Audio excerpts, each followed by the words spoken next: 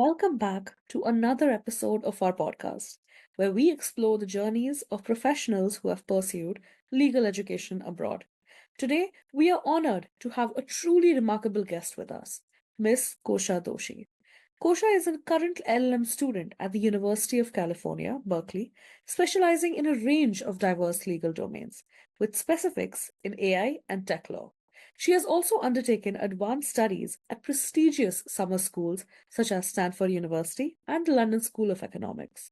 With a strong foundation, which includes 80 plus internships, 30 plus publications, and 90 plus certifications, she has completed her undergrad degree from Symbiosis Law School. She has an extensive experience when it comes to legal research, public speaking, and leadership, contributing to a well rounded profile as a first generation law student. Kosha has gained valuable insights through her work with renowned organizations and various international legal internships. Her research spans topics like data privacy, AI regulation, and international commercial law. Today, we'll dive deep into her journey, the challenges she's overcome, and her advice for aspiring lawyers looking to specialize in international legal systems. Without further ado, let's welcome me to the show. Hello and welcome to our podcast. It's an honor having you here. So, my first question is something we ask all our guests, but something that actually aroused my curiosity is what inspired you to choose law as a career path, especially given that you come from a family without a legal background. What motivated your decision? I didn't know I wanted to do it. So in 11th, 12th grade, I took science to keep my options open. And then it was just like a trial and error elimination method. I was like, things I don't want to do in life, let's start with eliminating them.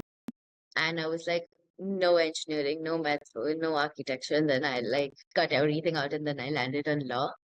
And that's how I took law. It wasn't like, oh, I'm passionate about it and like stuff like that, which some people have from childhood. It wasn't like that. It was more or like things I don't want to do in life was what I ended up wanting to do. So yeah. Wow. I mean, in a way, I'm sorry to say that's so relatable. The typical keep choosing science to keep all your options open. I don't know how many times I've heard that from people. And I was on the brink of doing the same thing in 10th grade, but weirdly enough, I watched a show and I'm like, hey, maybe law is not so bad, and I like it. But do you think it was a good decision now that you've covered a long time Absolutely, in this? absolutely. I can't imagine doing anything else. That's amazing, and that's what we like to hear. An organic way of liking it rather than Yeah. having it since the beginning.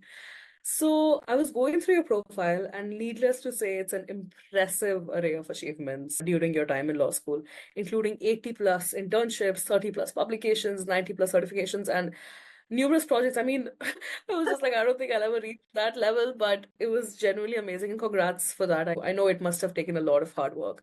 And you did all of this while maintaining a stellar GPA. So what was the trick? How did you manage to achieve so much in just 5 years? Did you have more time that you're not telling us about in law No, school? honestly, I had the 5 years, which were like already to know. It was more about like proving to myself and figuring things out. Being a first generation law student, I wanted to explore a lot of things. That's why it went like trying out everything possible, figuring things out, getting mentors, trying to understand what I like, what I don't like. And I think COVID helped me because I didn't have to commute to uni, so I had a lot more time. So I could take up more like extracurricular, virtual activities, virtual internship, and stuff like that. So I think it was the circumstances along with like wanting to prove to myself, figuring things out, a mixture of all of that. That's amazing. I mean, I really hope that would motivate me to some point, but usually that just makes me sleep. But I'm glad you used and diverted that motivation in the right way. So, studying at Symbiosis Law School, as we know, it's one of the greatest law schools in our country. It must have provided you with a solid foundation. How has your time there influenced your career interest, despite the fact that it was more of a hybrid or online year? Yeah. So I remember going to college in the first semester and half second, and then it went virtual until like my third, fourth-ish year, and then I came back to uni. It was good in terms of having the mixed approach as well, I'd say. I was a day scholar, so I used to commute to college, so it got the benefits that I wanted. But yeah, in terms of like academics, I think Symbiosis is one of like the greatest academic focus in terms of helping you build basic concepts I was a lot of like, I was focused entirely on academics and trying to learn the concept because I knew on the ground learning is something I can do with like internships or like extracurricular, but I didn't want to go to internships not knowing even like the basics of contracts or like stuff like that. So in that terms, I think with like some of the great faculties at Symbiosis, it helped me get a good foundation in the law itself or like how to understand and interpret the law. So that was good. In terms of like legal career wise, I think one thing that helped me was I was like the class representative for like about 3 years.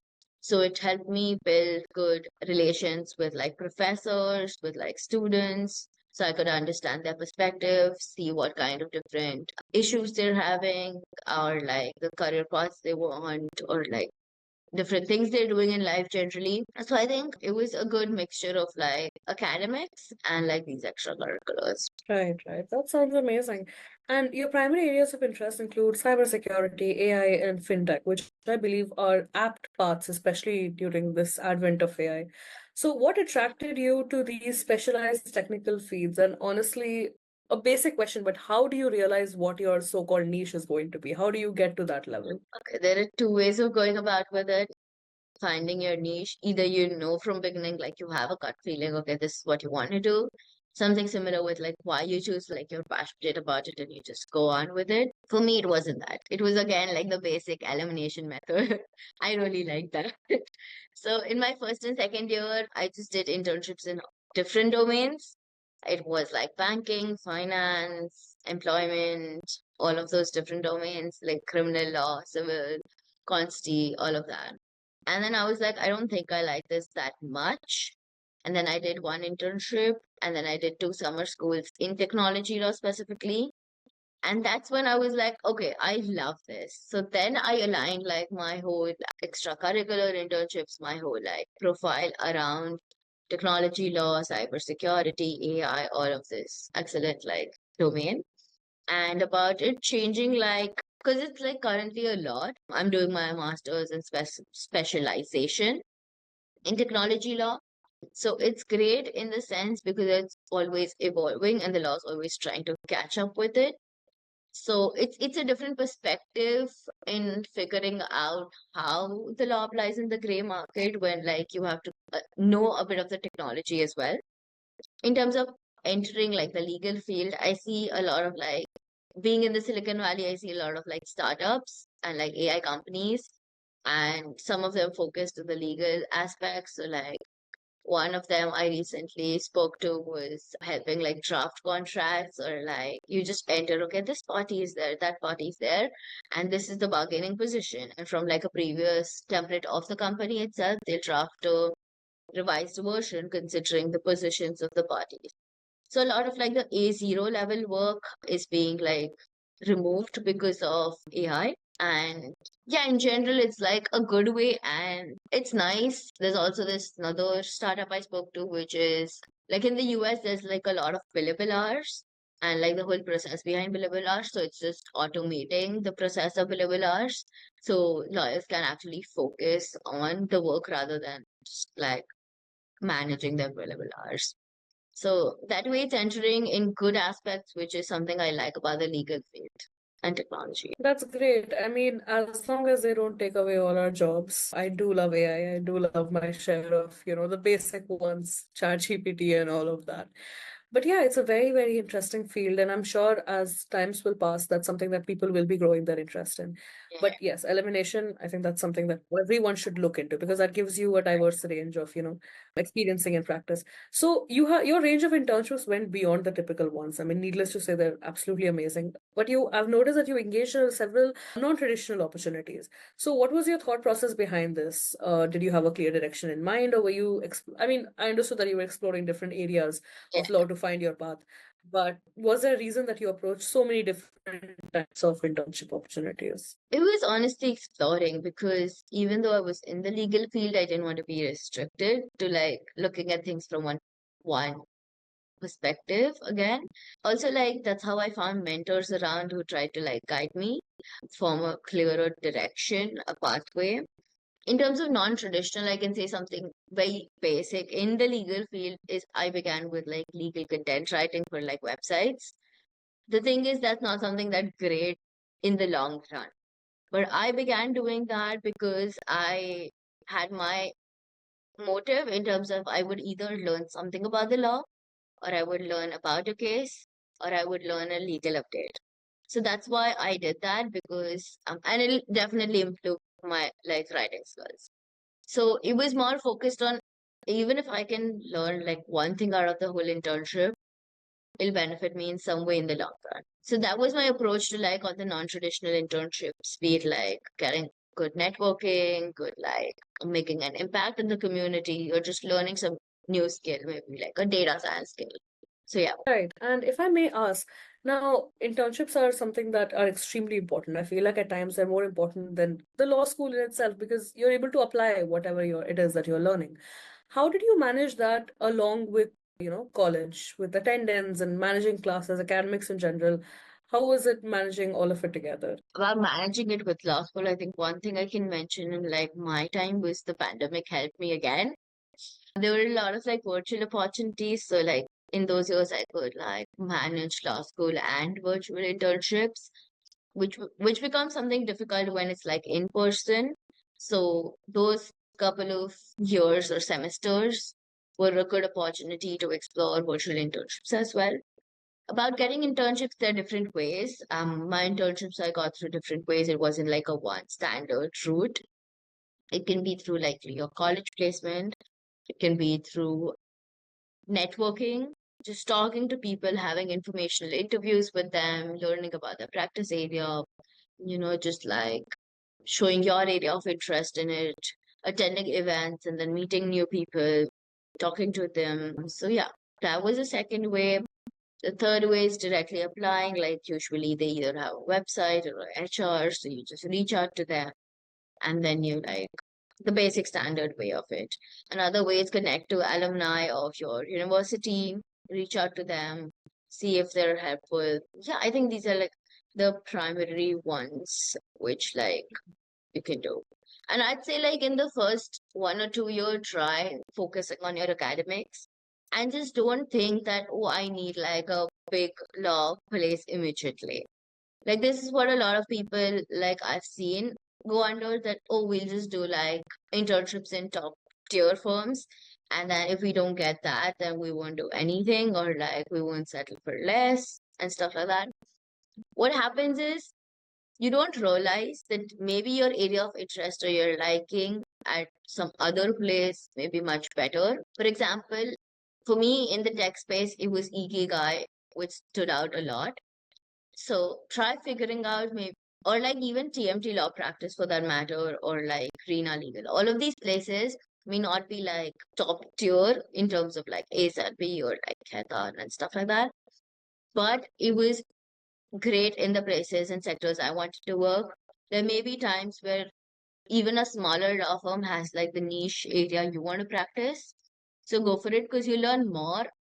I mean, I learned more at like smaller places as well. It wasn't that only like the top tier law firms taught me everything. So I'd say go for it. Don't look for the label of like the law firm. Look for the learnings you might get out of any place. Yeah, and like the first and second year, I'm pretty sure it won't make sense to do at a top tier firm because you won't even know the law that well to apply it or actually get good learnings out of it. So wait until your third year. So like explore the other market avenues in the initial years. Makes sense. And our next question was about securing the internships, which you have briefly covered. Because at this stage in my second year, me and my friends are finding it difficult to secure one solid option. Right. But like you said, don't look at the label, look at the learning. That's very important. But with regards to these internships that you've done, the virtual ones, of course, COVID played an important Yeah. role. But what platforms did you use to apply to them, or what was the process for securing these Right. opportunities, or even So discovering about them in the first? right, sorry. I got, I think, about 2 internships from my university placement cell. I got a couple from like informational interviews. So like you just reach out to some person who's working at the firm, talk to them, build the network, you know, like down the line, they might be willing to say, oh, there's an internship, so you should apply, or like look out, and I can probably send your resume to the hiring team and stuff like that. Some I got by just attending maybe events, like you go to events, you talk to someone, someone mentions that, oh, this is a good platform, or this is a good place. Or maybe it's like a place I haven't heard about. Maybe a law firm that's not that like popular, but it might be really good. That, and then just reaching out to alumni, I'd say, or like your seniors, if you're like in your second year, there are still students studying like the fourth or fifth year.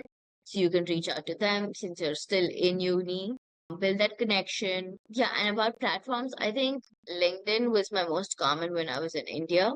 Yeah, I think LinkedIn was my most common back then. Right, right, right. I think that's pretty good. Events, I feel like, and forming connections, honestly, I'd say that's one of the best ways to seek them out.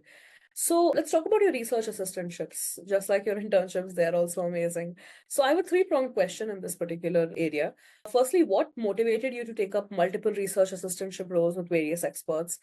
Second and third, I think we can mix it together. What factors did you consider while choosing them? And what do you think were your major learnings from these internships? Okay, so the first question, what motivated me? Right. So what motivated me was honestly, I was into research when I began. In my first year, I took like a symbiosis-based research assistantship under one of the professors for like a month. And since I liked research after that point, it was something I naturally was inclined to, academia, I'd say. That's one thing I didn't do trial and error or like elimination. It was something I was inclined to already. Yeah, so I think basically I liked it, so I just went ahead with it. Then, like, I did one and then I did another one when I went to London School of Economics for a summer quarter. So, my professor there mentioned this concept of dark pattern, which was something I'd never heard in my life. So, I wanted to explore more and learn. And considering he was like a well renowned person in that domain, I was like, oh, can I like know more about it? Can I like help you work on it and like explore what's happening in this domain? So that's how like I was interested in it. And something I'm doing now is there's a professor here at Berkeley. He's in technology law. He's doing a lot of AI work. So I was just like, being in this country, it's like different because like you have to study different laws. So I think with a lot of like AI and like privacy updates that keep coming, I was like, it's a good way to like stay aware of the laws that are happening here, learn more about it from like one perspective. So that's how like I was inclined to do research assistantship because I liked it. My factors when I decide a research assistantship are based on like time commitment, the topic that is there, the faculty or like the person I'm doing a RA under.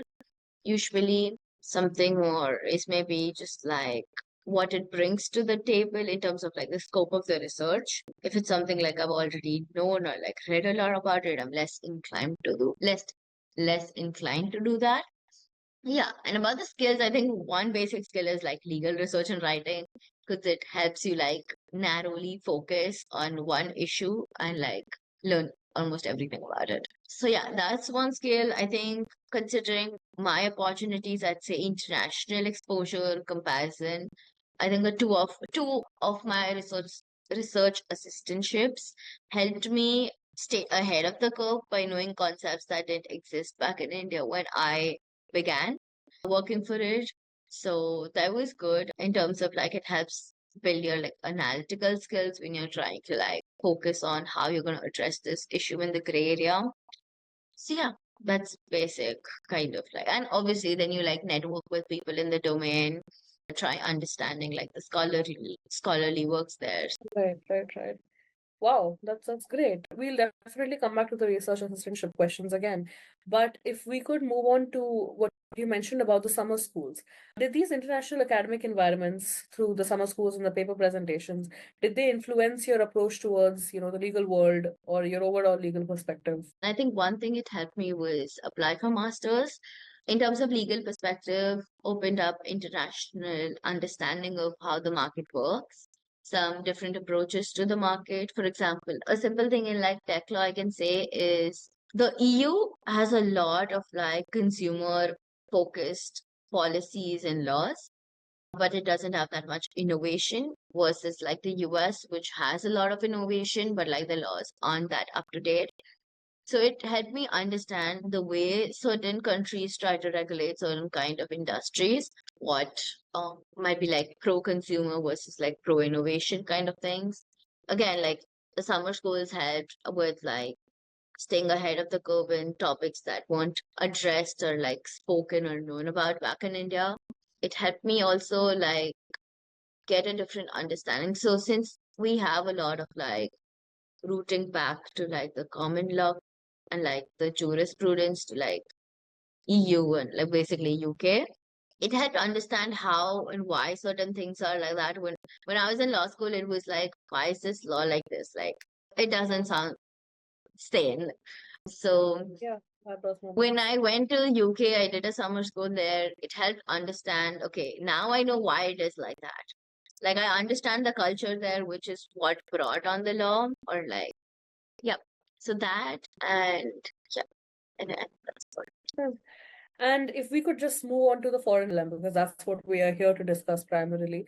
What motivated you to pursue a foreign LLM? The basic question, let's start from there. When I entered law school, I knew I wanted to do a master's. I Oh, don't okay. know why, but Wow. I knew because I was Okay, at like, least you're very sure about it. That's really yeah, yeah. nice. I was very sure about it because I knew the 5 years law school was a more like diversified kind of understanding, and I knew I wanted to build a niche and specialize. I'm like someone who advocates for like specialization in any sector, not just law. Because like I feel the 5 year degree is more like a generalized approach, even though you take like courses and electives based on your area of interest. Knowing one, it's like a I versus T approach. Like the 5 years give you the upper part of T, but then you want to narrow it down to one place versus like the I approach, which is just like one place you know, and you don't know anything else apart from it. So like the 5 years give you like the upper part of T versus like the masters give you that one line below. That's a really good analogy. Wow. All right. So let's talk about the application. When did you begin preparing for your applications, and what resources or guidance did you find most helpful? About preparation, I'd say I began from first year because the thing is you have to build your resume to apply, and resume building doesn't happen like in 1 year. It takes time. So I think that way I can say I began like preparing for the LLM. Like I did certain things, certain ways because I knew okay, if I apply for an LLM, it's going to help me or it's going to look really good on my CV. So yeah, the resume building part I began from really beginning because it requires you to show growth over a period of time. You can't just like be one day I do everything and then like earlier I was just like, oh, nothing. So that way. But apart from that, I'd say I did the summer schools as a way to understand where I want to do my not a recommended approach always. Depends on circumstances. But for me, it was something I was confused between the UK versus the US. So I did summer schools in one each, and it happened. I didn't know I wanted to do summer schools in both places. I thought maybe I'll do it one place and figure out if I'm liking it or not. But I did in both the countries to know where I want to do my master's. So yeah, that helped me try to understand the jurisdiction, the kind of like legal lifestyle there, the opportunities there, the area of focus I'm interested in. Visited some of the universities in both countries to figure out, what suits me better. So that's how I began preparing of the colleges I was interested in, talking to alumni, figuring out, how good a university fits for you. That began like my third year, second semester. But with the application specifically, it began my fourth year, second semester. So I like listed down universities I was interested in. I listed down the timelines for them. I listed some of the resources, what all they require, what all. I had like multiple rounds of like short list of universities I wanted to apply for because it's expensive to apply for individual universities. So I just like started being like, okay, from 12 colleges, I'll apply to like 8 to like 7 and stuff like that. But yeah, mostly I'd say concrete, good application specific work from like fourth year, second semester. Right. And you had mentioned that when you were planning out your internships, building a resume, you focused on certain things that, would help you in the future when it comes to building an application. Could you explain to us what exactly did you think was things that people can do so that they can Right, build their resume in the right way for international LLMs? right. So I know that international focus, especially if you're a recent grad and you don't have like work experience, there's a lot of focus given to research internationally. So one of the reasons of like taking up research assistantships was also exploring like, okay, building international connect, understanding how research is done internationally. So yeah, a research assistantship is a good way. Extracurricular is a good way in terms of like publications, in terms of conferences, mooting activities. Depends on your area of interest again. So if you're more into litigation or like public speaking kind of avenues or programs, then yeah, moot court, public speaking. Leadership roles is a good way. Being like engaged with the university communities and like organizations is a good way. So yeah, it's just like a bit of like pick and choose kind of thing based on what you want in the long run. For me, it was like I liked research and like research is like heavily valued. So that's why I took more of like research assistantships, publications, and conferences. I was less inclined on like food court. I was less inclined on like something like university organizations because I was already like a class rep, so I didn't want to take additional like responsibility considering I had a lot on my plate. But yeah, it depends. But these are some of the things that like stand out. Right, right. Okay, that's great advice. So you also took the TOEFL IBT exam. Could you shed some light on the exam and its importance? And why did you not consider applying for an English language certification waiver? Right. So about the IBT test, it's basically divided into like four parts, which is basically reading, writing, listening, and speaking. I didn't prepare for it because I've used English my whole life in terms of like education and medium of instruction. I had like good backing because I studied at like an ICSE and ISC school. So I knew I had like strong English. And a lot of people told me that as well. So it was good support. I didn't study for it. I just went and gave it. I practiced though a bit in terms of figuring out how the exam is structured. So it's not like I don't know about it. So yeah, I did practice a bit, but I didn't take any of like the coaching institute help in terms of like taking classes and figuring things out. I just saw how the paper was. I did a couple of like sample exams from like previous years and got a hold of it. Yeah, so that was how I prepared for IBT and how IBT generally is. About the question of why I didn't apply for a waiver, I wasn't sure because I had spoken to someone earlier who meant so the thing is you apply a waiver when you're doing your application itself, and if they don't accept the waiver you have to take the IBT later eventually, like that could be like in March or April of the year when you're like graduating or of the year you apply, like the year you're going to go for it. So for me, I didn't want that hassle. Firstly, that I apply and everything, and because of this unsurety, I have to give the test later. I didn't want that. Secondly, I knew someone who mentioned that at times some universities become choosy with like giving the waiver. So I didn't want to risk that as well. I wanted like an easy process. And I was like, it's not going to do me any harm as such by just taking the test. Right. So yeah, It then was a you still win-win have the either way. option. Sorry. It was a win-win either ways. Yeah. So I was like, I didn't want the hassle. I also didn't want like some ambiguity about it. So I just gave it. Like I know someone in my batch who didn't give it and she got the waiver. But yeah, it depends university to university. Some universities accept only like IELTS, accept only TOEFL. Most accept both. But yeah, like depending on the location and like the university, you may want to check that. And you may want to just simply ask alumni about like, do they accept the waiver or not? So it gives you an idea if you want to do it or Right. And when applying to multiple US law schools, applicants typically use the LSAC portal. Is this similar to, firstly, the common app that you have for the UK applications? And if you use the LSAC, could you briefly explain the process for our listeners and what it's like applying through that platform? right. So I'm not aware about the first question because I didn't apply to any universities in UK. So I All right. don't know about the common app that is in UK.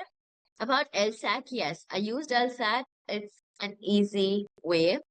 It was one of the way because of which I didn't seek out any like help from these advisors in terms of like applying or like helping you with applications, like the education fairs that help you with the applications. I didn't do that because it was very easy. So LSAC basically is a one centralized portal for applications across the US to most of the universities.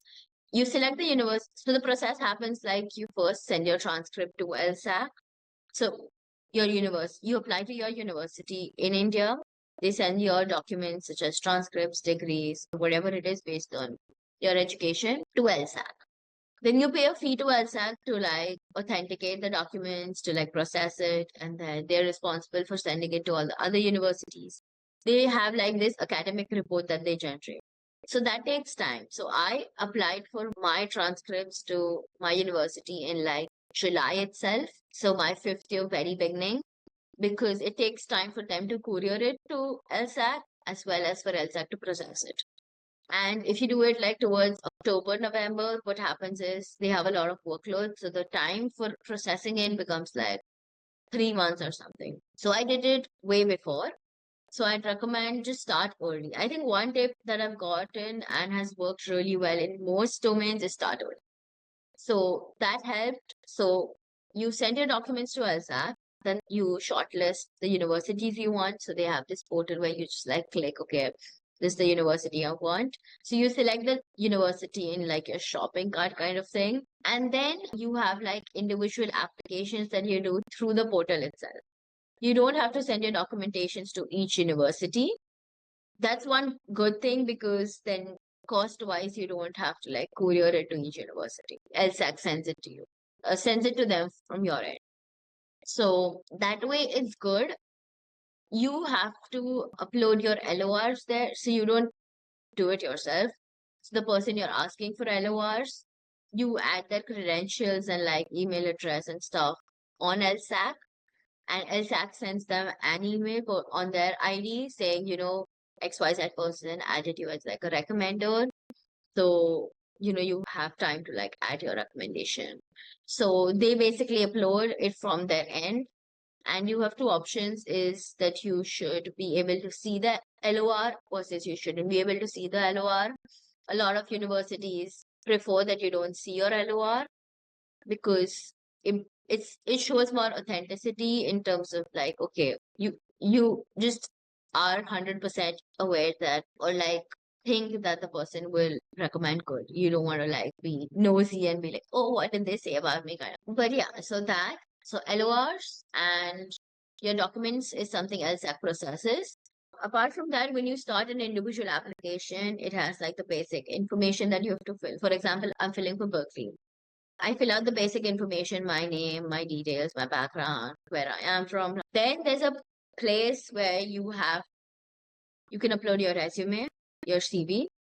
There's a place where it depends university to university. There are either some kind of questions that are there, like, oh, like what's your favorite memory, or like how would you bring diversity to the university and stuff like that. So it depends university to university. So you either fill that there. Some universities have filling your internships out again there or extracurricular in general, apart from what is just mentioned on your one page CV. So yeah, that's how the process works. And then you submit the application, your report, academic report, which is generated by LSAC is sent, your SOPs are sent by them, your application is sent and your application is. So I think, and your TOEFL test you can upload on the website itself. So when you're giving the TOEFL test, what you do is so when you're giving your TOEFL test, there's a place where you mention that send your report or result to LSAC directly. So they'll send it to LSAC. So it's reflected on LSAC directly. So they send that TOEFL test as well. Yeah, that's basically the process about going on with it. There are some universities which don't use LSAC as such, and they have individual applications. But you can use some of the documentations from LSAC to send it to them. But you have to have a separate application. For example, for Harvard, there's a separate application, but they accept your like documents such as your transcripts from LSAC. That's nice. It's quite Yeah, a cost-efficient method. So right. if all of these documents are being presented, to all these universities by LSAC itself, you still have to make a different SOP for each and every college. Right, because it basically shows your area of interest and why that program and like what you bring to the table and why that university. So it definitely differs for each. I think that's where there's a difference between Common App and LSAC. Common App, we had one set of questions that we answered and we sent to all the 5 colleges, and LSAC is Oh, different on the otherwise everything no, no. is quite similar. LSAC, Yeah. like universities want different SOPs. Some universities mention what they want in their SOP, like tell us about your journey or like stuff like that. And they'll give you guidance on what all they want you to mention in the SOP at most places. So here it's the SOP resume are different for each university versus like common questions that get like reflected in each application. And like your TOEFL test gets sent, recommendation letters, you have an option to assign certain. So for example, if I'm applying to one general program and one specialization program, and I have maybe 4 letters of recommendation, two are from the tech background or the specialization program I'm in. So I can assign that, okay, for this university, I want only the specialization recommendations to go to them versus like a general program where like something else I'd want maybe a generalized LOR to be sent. So you can select which SOP, which LOR you want to be sent to which university. Right. And what was your SOP writing process like?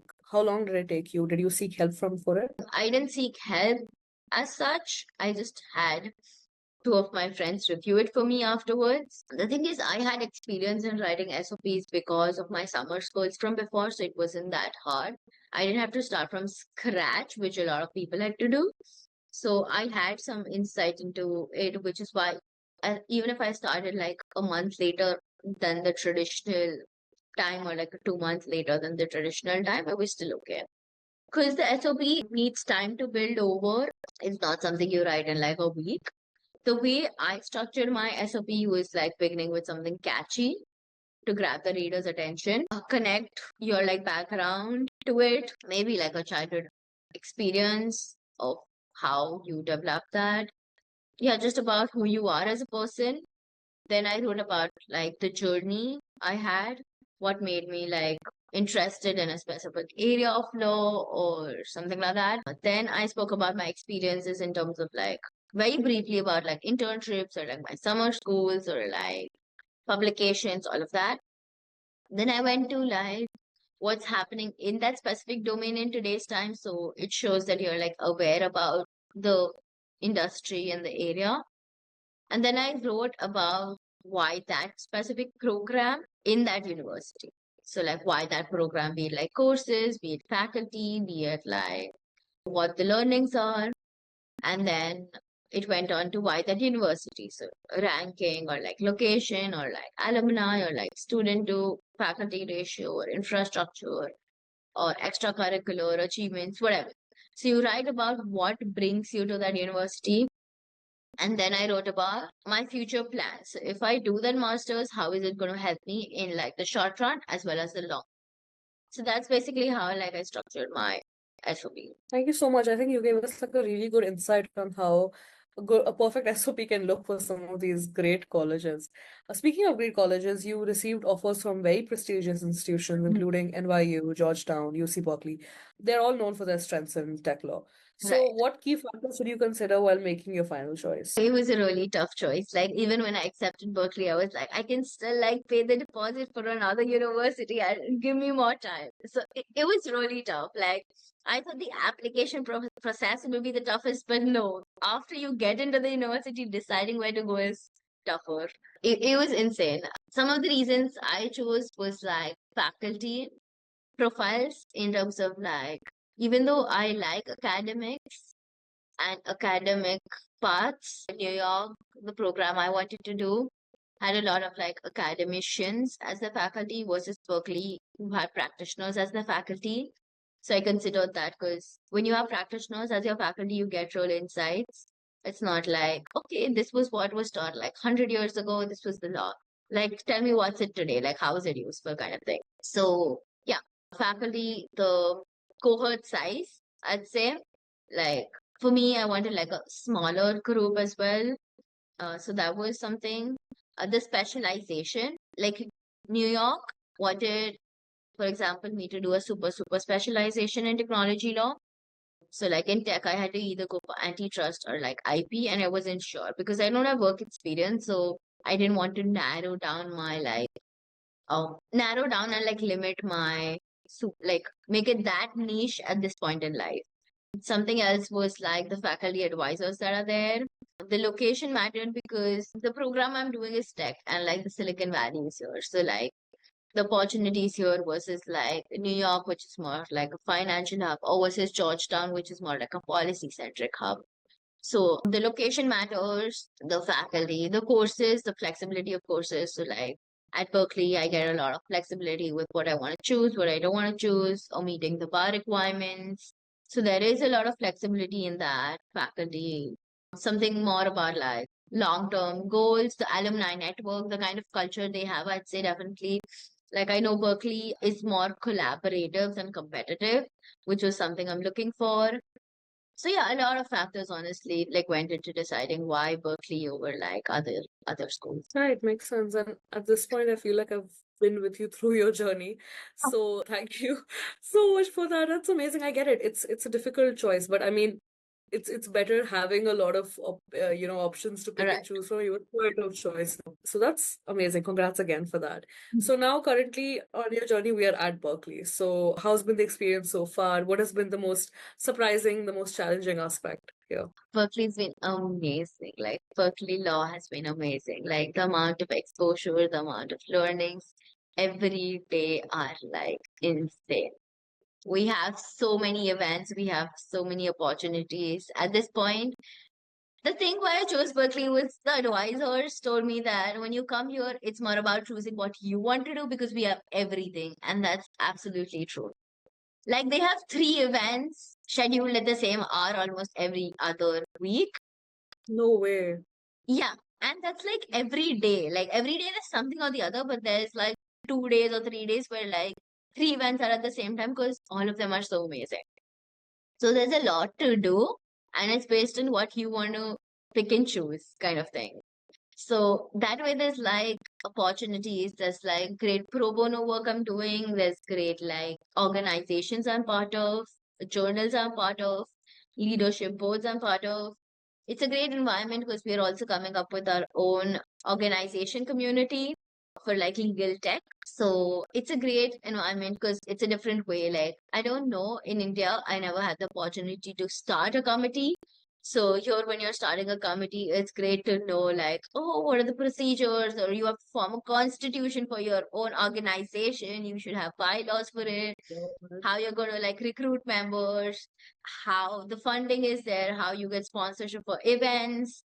So it's like a whole different perspective of like, oh, I didn't know it was like this way. So yeah, a lot of work. Like I'm doing pro bono in a domain I've never explored. I'm doing like a food justice project. So it's a really different thing, like getting different opportunities. The alumni network is amazing. Like it's one of the best things I have ever found. The faculty is excellent. Like faculty, you have faculty who like writes textbooks, okay, and we have those faculty teaching us. So it's a privilege to be in the classes. The cohort, the international cohort, so like we are 265 students. The international cohort is like wonderful. Like the experiences they bring, like especially like we have people with like 20 years of experience in our batch. So like you sit with them and you're just like, how I'm like almost at like I'm 20 years, 23 years, and like you have that much experience. Like so it's wonderful to like get different insights of people internationally. We have someone from India who's like an IPS officer. So it's like insane, like the amount of like exposure you get here. In terms of legal, in terms of legal aspects, we have a lot of networking events. We just have lunch talks. So Berkeley has this great thing that from 1 to 2, nobody has classes at all. It's a lunch session where there's some event every day. So that time is just kept for an event every single day. Like before I was going to Berkeley, someone told me that you will not have to cook food for one time of your day because there is like a lunch session where you get free food for attending the events. And that's true. There is so much food, okay? There is so much food every day at these lunch events, and it's wonderful. Like they take you on like these good networking events. There are good resources. The libraries are amazing. One thing I love about Berkeley as compared to Indian like in Symbiosis was you are not restricted to law students.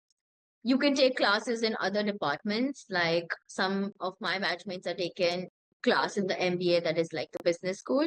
So they're taking like a deep tech commercialization course. You can take courses with like the computer science department. You can take them with like the psychology department, the public policy school. So it's like not restricted to just law. I mean, if I'm doing tech law, I might want to take like a tech course. If someone's interested in like public policy, they might want to take a course beyond law school. So that's great because you're not just interacting with like legal people and looking at things from one side. You're meeting people from other domains as well. So yeah, and like I mean, it's wonderful. There's just like so much to do, and like I wish the program was longer. I can hear your excitement and it's contagious. You have no idea how, it makes me want to do something like that so badly. The fact that these are such unique ways of making people network, making people have opportunities. And the Yeah, part you mentioned about your teachers being some of the greatest icons in that field, in the world. I can link it to another guest that I had interned about a week or two back. She did her LLM at NUS and she was being taught by Gary Bond, the yeah, arbitration expert. And it's like I had a mood last month and I was reading about him and this woman had met him and she was learning under him. And I think that's the most extraordinary part, the way you're getting exposed to all of these people, these networks, these amazing experiences. yeah. And I know I'm not at the best standing to say it, but I'm so proud of your journey, genuinely. It's amazing and congratulations so much for Yeah. so you've been selected for Berkeley's AI Safety Student Initiative, AI Policy Fellowship. Could you tell us more about what this fellowship is? Yeah, so interested in like technology, data protection, and privacy, and like its overlap with like AI in general because it's coming in. It's basically a cohort of people, like about 15 to 20 of us. We meet every like week to discuss about AI in general. We look at some of the issues, something in the news, some key concerns, some key solutions, and we just brainstorm honestly. So we have like pre-reading and then we discuss so that, we have better ideas. It's like this program where for 8 weeks we do the discussions, 8 to 12 weeks we do the discussions. We just know what's happening. So we're all on the same level.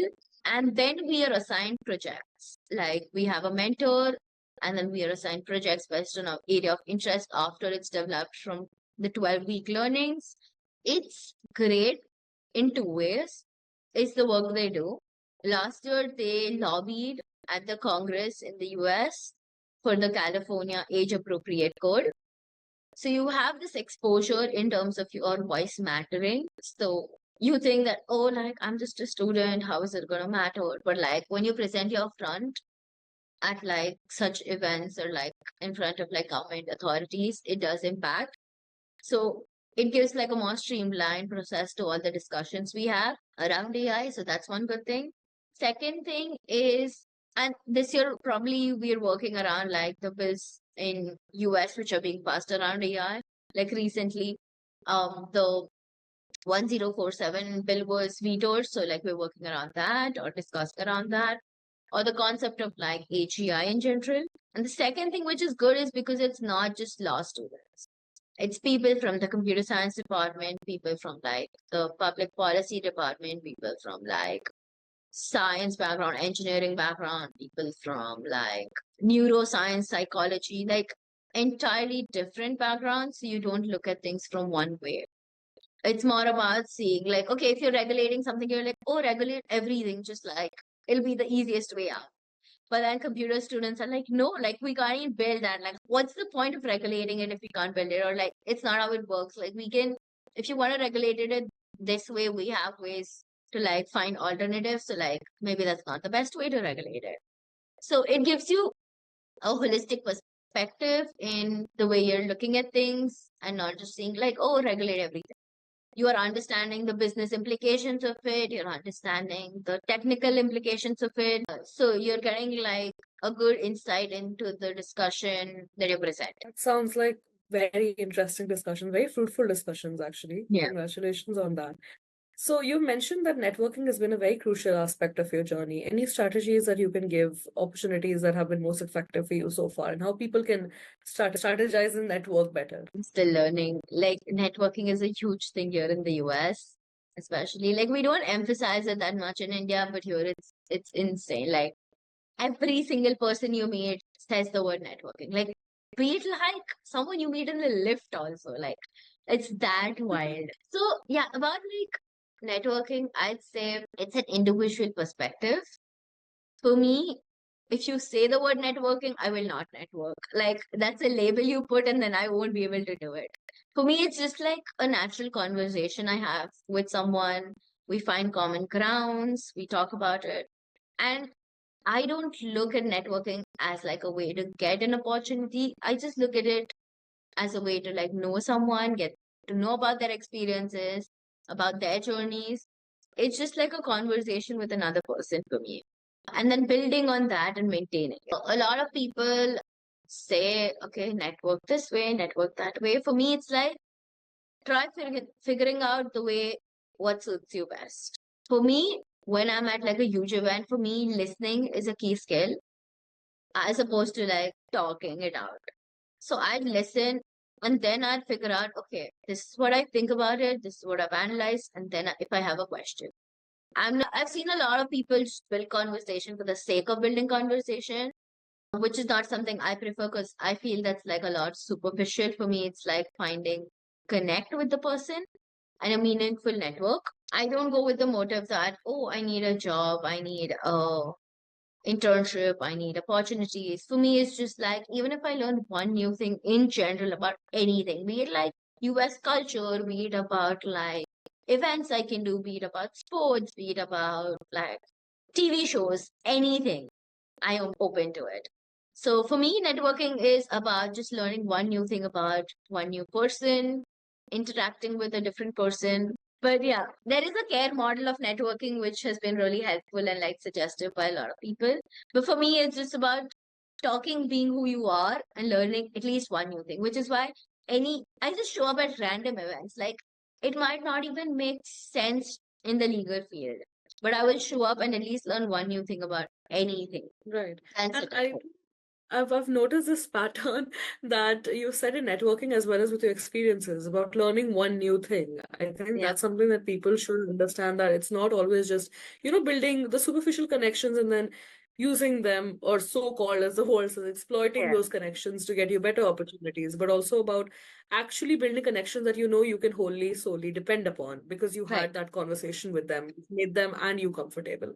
So yeah, I think that's a very, very interesting point. So as we approach our last few questions, you are right now in Berkeley for your LLM, but what are your career paths post? Have you planned anything out? How do you see this Berkeley degree playing a role in achieving your long-term professional goals? So about long-term career paths, I want to definitely stay, hopefully, in like the tech space, tech law space, looking at options. I'm looking at all options, honestly. I don't want to, like, as long as like the field is something I like, I'm okay with any opportunities that are there, be it like fellowships around it, be it like law firm, be it like big law or a boutique firm, be it in-house, be it like a policy space. For me, it's more about like the content and topics than about what I'm doing in the sense of like compartmentalized work. Because a lot of times now there's like an interplay between all these different domains or the kind of work you do. Like at law firms, also you do get policy work, you get like litigation, you get transactional as well.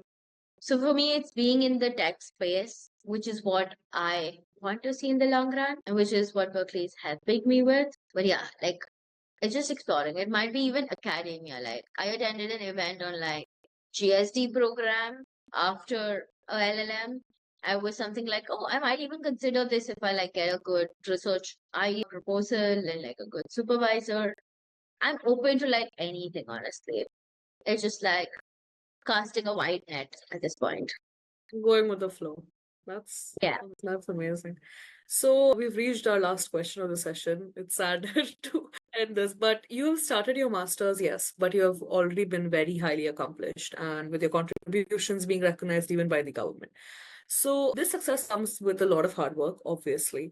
So as we end our podcast, what advice would you like to give to law students who are aspiring to succeed and who are planning to choose a foreign LLM in the future? I'd say keep your goals in mind. I know, like, you might not know the exact thing, what you want to do, but keep true to who you are as a person. I'd say don't forget your individual self. I'd say explore as much as you can, because when you're studying, it's easier to explore different domains than when you like enter practice and you work for like 3 years and then like, oh, I don't like this particular sector, and then shifting into a different sector becomes really hard. So in your early years when you're studying, explore as much as you can. Take up things you don't even like. Like I don't like maybe moot courts or like doing ADR that much. I mean, I like it. I don't like it that much. But then I came here and I did like a mock trial. Like, just do it for the sake of it. You learn one new thing. Like, yeah, again, like learn one new thing, explore as much as you can, be true to yourself, keep your personality intact, like as you who you are, and be like dedicated and consistent with whatever you do. I think consistency is really important. You cannot be like, I will do one internship my best and try to achieve like a PPO out of it or whatever. Give your best in each internship. Don't just be like, oh, this is the top one. Oh my God, I will give my best in it. No, give it for each of it. There are some internships which I've done which aren't that great versus ones which were really great. But I know that in the circumstances, in the work I was doing, in the place I was, I gave my 100%. So, yeah. That's amazing. And thank you so much for that advice. That brings us to the end of this podcast. It was wonderful having you here. I mean, I've mentioned already how inspiring you are, but besides that, it was truly very comforting talking to you because you explained your things in such a great manner and put me, and I'm sure it'll put the listeners at ease as well. So, congratulations again on your success. It was amazing having you on this platform. And for our listeners, thank you so much for tuning in. I hope you liked this podcast and it was as insightful to you as it was to me. So please like and subscribe. And yeah, it was great having you on here. Thank you so much.